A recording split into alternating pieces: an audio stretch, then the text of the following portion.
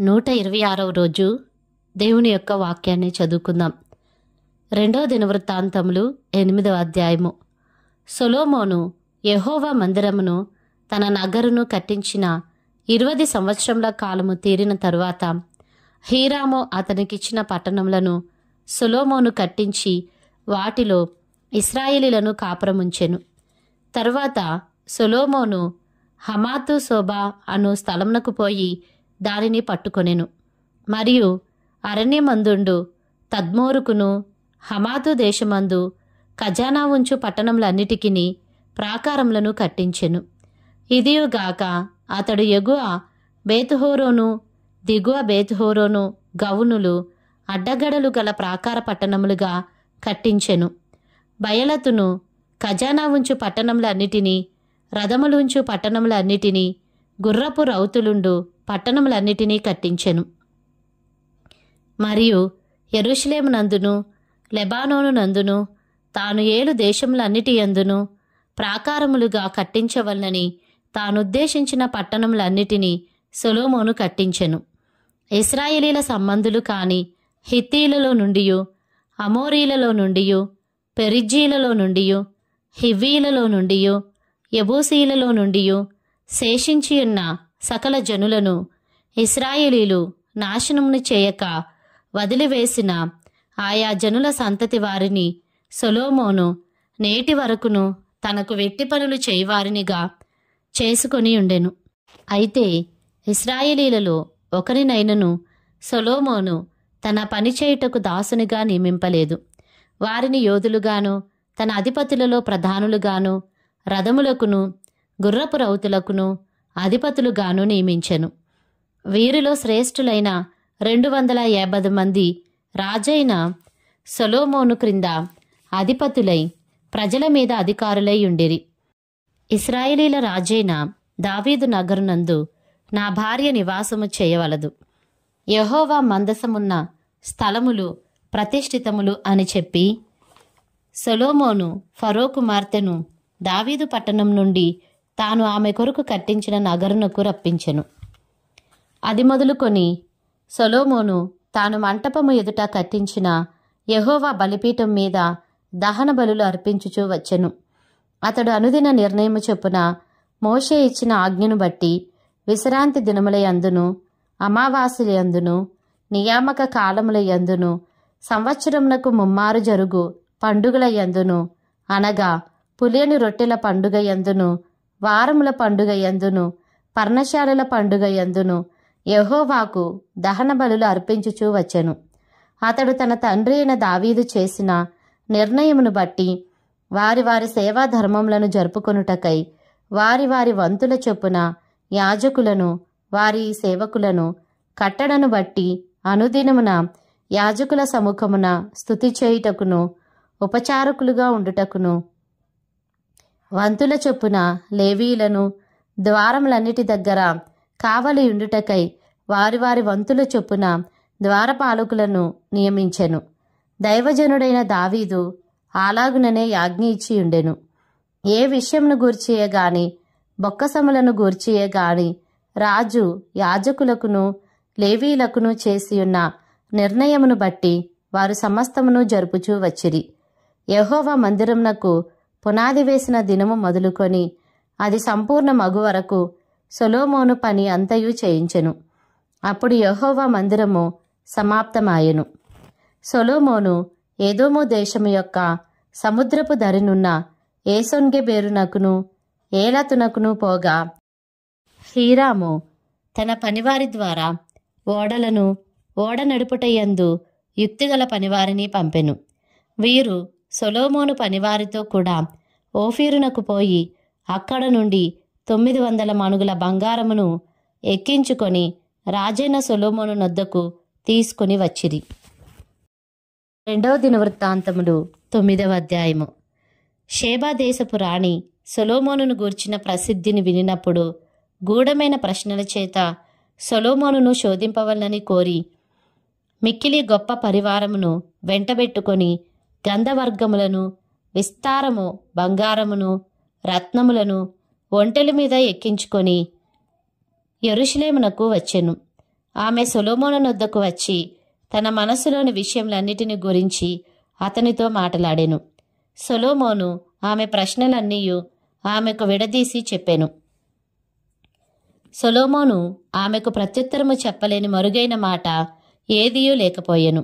Sheba దేశపు రాణి సొలొమోనునకు కలిగిన జ్ఞానమును, అతడు కట్టించిన నగరును, అతని బల్లమీది భోజన పదార్థములను, అతని సేవకులు కూర్చుండుటను, అతని ఉపచారులు కనిపెట్టుటను, వారి వస్త్రములను, అతనికి గిన్నెలను అందించు వారిని, వారి వస్త్రములను, యెహోవా మందిరమందు అతడు అర్పించు దహనబలులను చూచినప్పుడు ఆమె విస్మయమొంది రాజుతో ఇట్లనెను: నీ కార్యములను గూర్చియు జ్ఞానమును గూర్చియు నేను నా దేశమందు వినిన వర్తమానము నిజవర్తమానమే గాని నేను వచ్చి దాని కన్నులారా చూచు వరకు వారి మాటలను నమ్మకయుంటిని.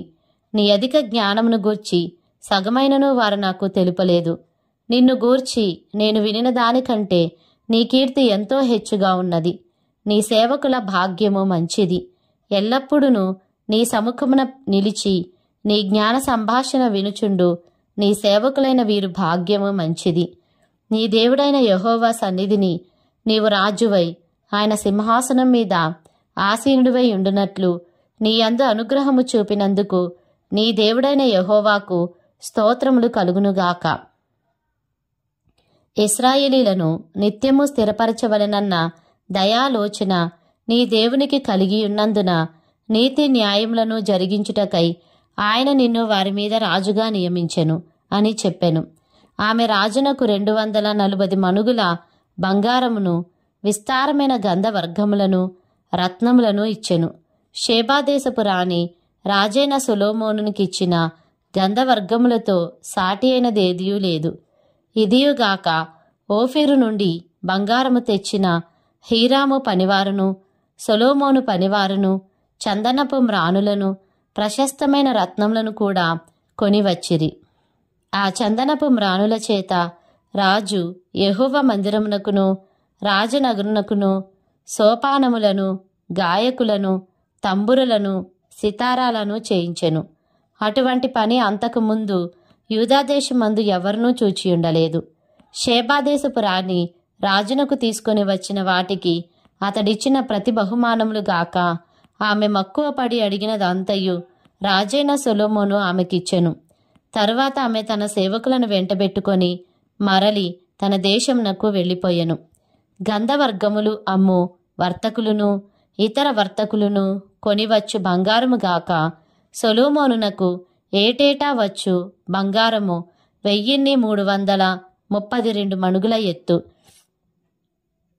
అరబీ దేశపు రాజులందరూ దేశాధిపతులను సొలొమోను నొద్దకు బంగారమును, వెండియు తీసుకొని వచ్చిరి. రాజైన సొలొమోను సాగుగొట్టిన బంగారముతో అలుగులు గల 200 డాళ్లను చేయించెను. ఒక్కొక్క డాలునకు 600 తులముల బంగారము పట్టెను. మరియు సాగుగొట్టిన బంగారముతో 300 కేడెములను చేయించెను. ఒక్కొక్క కేడెమునకు 300 తులముల బంగారము పట్టెను. వాటిని రాజు లెబానోను అరణ్యపు నగరునందుంచెను. మరియు రాజు దంతముతో ఒక గొప్ప సింహాసనము చేయించి ప్రశస్తమైన బంగారముతో దాన్ని పొదిగించెను. ఆ సింహాసనమునకు దానితో కలిసియున్న 6 బంగారపు సోపానములను, సింహాసనమునకు కట్టియున్న బంగారపు పాదపీఠమును ఉండెను. కూర్చుండు చోటికి ఇరుప్రక్కల ఊతలుండెను. ఊతల దగ్గర 2 సింహములుండెను.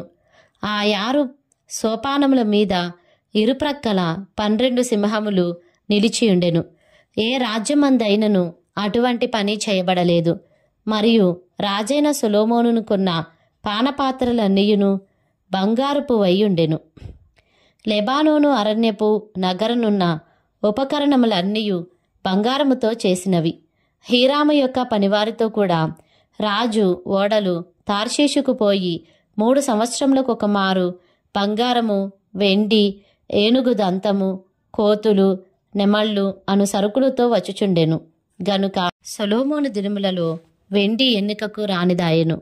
రాజైన సొలొమోను భూరాజులందరికంటెను ఐశ్వర్యమందును జ్ఞానమందును అధికుడాయెను. దేవుడు సొలొమోను యొక్క హృదయమందుంచిన జ్ఞానోక్తులను వినుటకై భూరాజులందరూ అతని ముఖదర్శనము చేయగోరిరి. మరియు ప్రతివాడును ఏటేటా వెండి వస్తువులను, బంగారు వస్తువులను, వస్త్రములను, ఆయుధములను, గంధవర్గములను, గుర్రములను, కంచెర గాడిదలను కానుకలుగా తీసుకుని వచ్చెను. రథములు నిలువయుంచు పట్టణములలోను రాజునొద్ద యెరూషలేములోను సొలొమోనునకు 4000 గుర్రపు సాలలను, రథములను, 12,000 గుర్రపు రౌతులను కలిగి ఉండెను. యూఫ్రటీసు నది మొదలుకొని ఫిలిస్తీన్ల దేశము వరకును, ఐగుప్తు సరిహద్దు వరకును ఉండు రాజులందరిపైని అతడు ఏలుబడి చేసెను. రాజు యెరూషలేమునందు వెండి రాళ్లంత విస్తారముగా నుండునట్లును, దేవదారు మ్రానులు షెఫేల ప్రదేశముననున్న మేడి వృక్షములంత విస్తారముగా నుండినట్లును చేసెను. ఐగుప్తు నుండి సకల దేశముల నుండి సొలొమోనునకు గుర్రములు తేబడెను. సొలొమోను చేసిన కార్యములన్నిటిని గూర్చి ప్రవక్త అయిన నాతాను రచించిన గ్రంథమందును, షిలోనీయుడైన అహియా రచించిన ప్రవచన గ్రంథమందును, నెబాతు కుమారుడైన యరొబామును గూర్చి దీర్ఘదర్శి అయిన ఇద్దోకు గ్రంథమందును వ్రాయబడి ఉన్నది. సొలొమోను యెరూషలేమునందు ఇశ్రాయేలీయులందరి మీద 40 సంవత్సరములు ఏలుబడి చేసెను. తరువాత సొలొమోను తన పితరులతో కూడా నిద్రించి తన తండ్రి అయిన దావీదు పట్టణమందు పాతిపెట్టబడెను. అతనికి బదులుగా అతని కుమారుడైన రెహబాము రాజాయెను. 2వ దినవృత్తాంతములు 10వ అధ్యాయము. రెహబామునకు పట్టాభిషేకము చేయుటకై ఇశ్రాయేలీయులందరూ షెకెమునకు వెళ్ళగా రెహబాము షెకెమునకు పోయెను. రాజైన సొలొమోను సమక్షము నుండి పారిపోయి ఐగుప్తులో వాసము చేయుచున్న నెబాతు కుమారుడైన యరొబాము అది విని ఐగుప్తు నుండి తిరిగి రాగా జనులు అతని పిలిపించిరి. యరొబామును ఇశ్రాయేలు వారందరూ కూడివచ్చి, నీ తండ్రి మా కాడిని బరువు చేసెను. నీ తండ్రి నియమించిన కఠిన దాస్యమును, అతడు మా మీద ఉంచిన బరువైన కాడిని నీవు ఇప్పుడు చులకన చేసిన ఎడల మేము నిన్ను సేవింతుమని రెహబాముతో మనవి చేయగా, అతడు మీరు 3 దినములు తాళి మరలా నా యొద్దకు రండని చెప్పెను. గనుక జనులు వెళ్ళిపోయిరి. అప్పుడు రాజైన రెహబాము తన తండ్రి అయిన సొలొమోను సజీవియై ఉండగా అతని సమక్షమున నిలిచిన పెద్దలను పిలిపించి, ఈ జనులకు నేనేమి ప్రత్యుత్తరం ఇయ్యవలెను? మీరు చెప్పు ఆలోచన ఏది అని అడుగగా వారు, నీవు ఈ జనుల ఎడల దయాదాక్షిణ్యములు చూపి వారితో మంచి మాటలాడిన ఎడల వారు ఎప్పటికీ నీకు దాసులగుదురని అతనితో చెప్పిరి. అయితే అతడు పెద్దలు తనకు చెప్పిన ఆలోచన త్రోసివేసి తనతో కూడా పెరిగి తన ఎదుటనున్న యవ్వనస్తులతో ఆలోచన చేసి, నీ తండ్రి మా మీద ఉంచిన కాడిని చులకన చేయుమని నన్నడిగిన ఈ జనులకు ప్రత్యుత్తరమేమి ఇయ్యవలనని మీరు యోచింతురో చెప్పుడని వారినడుగగా, అతనితో కూడా పెరిగిన ఈ యవ్వనస్తులు అతనితో ఇట్లనిరి, నీ తండ్రి మా కాడిని బరువు చేసెను. నీవు దానిని చులకన చేయుమని నీతో పలికిన ఈ జనులతో నీవు చెప్పవలసినదేమనగా, నా చిటికెన వ్రేలు నా తండ్రి యొక్క నడుము కంటే బరువుగా ఉండును. నా తండ్రి బరువైన కాడి మీ మీద మోపెను, కాని నేను మీ కాడిని మరింత బరువు చేయుదును. నా తండ్రి మిమ్మను చబుకలతో దండించెను గాని నేను కొరడాలతో మిమ్మను దండించెదనని చెప్పుము. 3వ దినమందు నా యొద్దకు తిరిగి రండని రాజు చెప్పిన ప్రకారము యరొబామును జనులందరూ 3వ దినమందు రెహబామునొద్దకు రాగా రాజైన రెహబాము పెద్దల ఆలోచనను త్రోసివేసి యవ్వనస్తులు చెప్పిన ప్రకారము వారితో మాట్లాడి వారికి కఠినమైన ప్రత్యుత్తరం ఇచ్చెను. ఎట్లనగా, నా తండ్రి మీ కాడిని బరువు చేసెను, నేను దానిని మరింత బరువు చేయుదును. నా తండ్రి మిమ్మను చబుకులతో దండించెను, నేను మిమ్మను కొరడాలతో దండించెదనని చెప్పెను. యెహోవా షిలోనీయుడైన అహియా ద్వారా నెబాతు కుమారుడైన యరొబాముతో సెలవిచ్చిన తన మాటను స్థిరపరచునట్లు దేవుని నిర్ణయ ప్రకారము జనులు చేసిన మనవి రాజు ఆలకించకపోయెను. రాజు తాను చేసిన మనవి అంగీకరింపకపోవుట చూచి జనులు, దావీదులో మాకు భాగము ఏది? యెషయి కుమారునియందు మాకు స్వాస్థ్యము లేదు. ఇశ్రాయేలు వారలారా, మీ గుడారమునకు పోవుడి.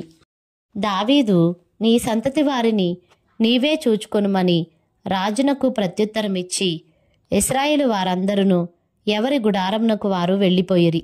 అయితే యూదా పట్టణములలో కాపురముండు ఇశ్రాయేలు వారి మీద రెహబాము ఏలుబడి చేసెను. రాజైన రెహబాము వెట్టి పనివారి మీద అధికారి అయిన హదోరమును పంపగా ఇశ్రాయేలు వారు రాళ్లతో అతని చావగొట్టిరి గనుక రాజైన రెహబాము యెరూషలేమునకు పారిపోవాలని త్వరపడి తన రథము ఎక్కెను. ఇశ్రాయేలు వారు ఇప్పటికిని దావీదు సంతతి వారి మీద తిరుగుబాటు చేసి నేటి వరకును వారికి లోబడకయున్నారు.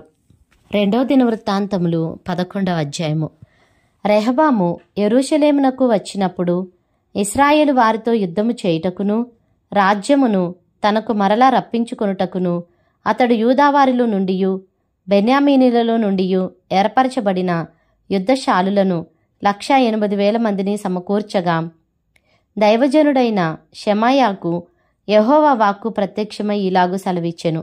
నీవు యూదా రాజును సొలొమోను కుమారుడు నగు రెహబాముతోనూ యూదాయందును బెన్యామీనుల ప్రదేశమందును ఉండు ఇశ్రాయేలు వారందరితోనూ ఈ మాట ప్రకటించుము.